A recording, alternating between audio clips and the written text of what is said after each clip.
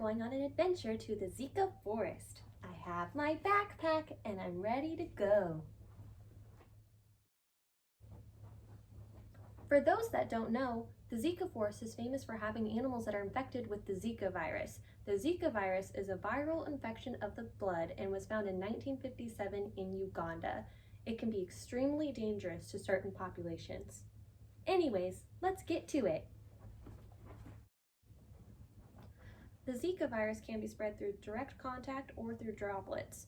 This means that a person can get Zika from having sexual relations that include bodily fluids, from having a blood transfusion, or even from mother to fetus.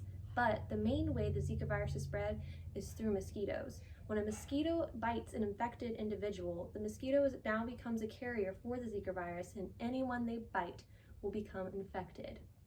By the way, do you see a mosquito? Where? Ah, these mosquitoes are everywhere. How are we supposed to protect ourselves from this virus?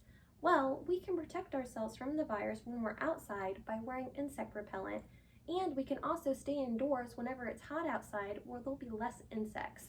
Whenever we go camping, we should be using mosquito netting to prevent bugs from coming to get us when we are sleeping. Whenever we have sexual relations, we should also be wearing condoms to help protect us from spreading the virus. But what am I supposed to use right now? Let's see what I have in my backpack that might be able to help us. Should we use a flashlight?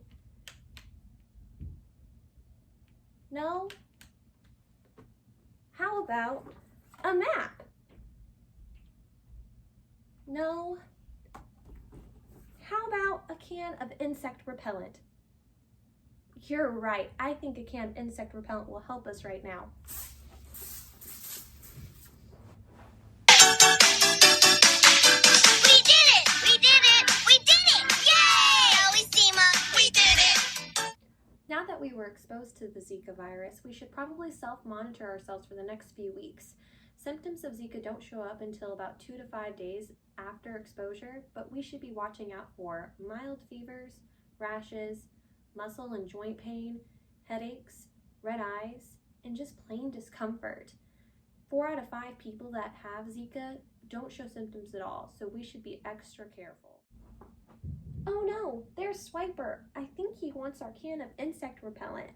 Help me out and tell him, Swiper, no swiping. Are you ready? Swiper, no swiping. Swiper, no swiping. Swiper, no swiping. Oh, man! We did it! Thanks! If we get the Zika virus, there aren't many treatment options. Doctors may prescribe rest, to drink plenty of fluids, or to just take Tylenol for the joint pain and fever. However, some doctors may prescribe prescription creams or eye drops for rashes or the red eyes. Though it is extremely unlikely for Zika virus patients to be hospitalized, healthcare professionals caring for these patients should take special precautions. Healthcare professionals should wash their hands after caring for Zika virus infected patients, regardless if they are wearing gloves or not. Healthcare professionals should also be wearing gloves, gowns, face masks, and eye protection in case they come in contact with any of their bodily fluids.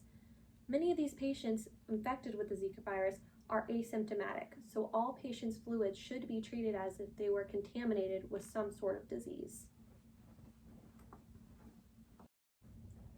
When we get home from the Zika forest, we might have to be tested for the Zika virus. This can be done through blood samples or urine samples. Doctors will take the sample and test it for viral infections.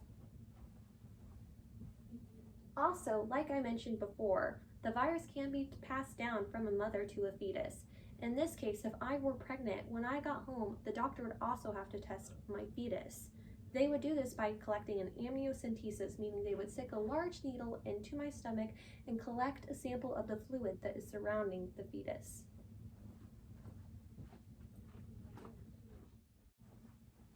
When a pregnant woman is infected with the Zika virus, it can cause many complications for her baby, from miscarriages to microcephaly. Microcephaly is whenever a baby's head is much smaller than expected. This causes inadequate brain growth.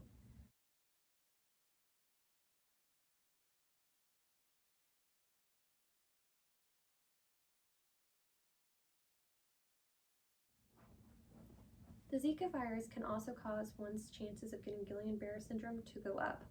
Guillain-Barré syndrome is whenever the immune system decides to attack the body's nerves. This can start as a tingling feeling in your hands or in your feet, but later it can make one become completely paralyzed.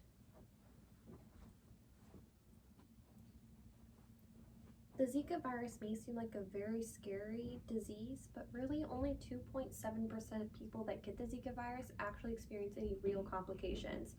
Many just experience little if no symptoms at all. You all as healthcare professionals, though, should still be taking special precautions for the Zika virus. Since many of these patients are asymptomatic, it's hard to know who's been infected and who hasn't.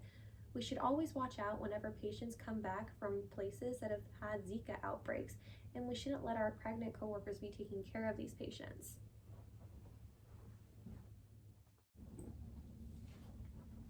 Hey, would you look at that? There's the exit to the Zika forest. Thanks for coming along with me. I had a great time. Hope to see you for our next adventure. Bye! Ooh, Swiper's box. Find Swiper.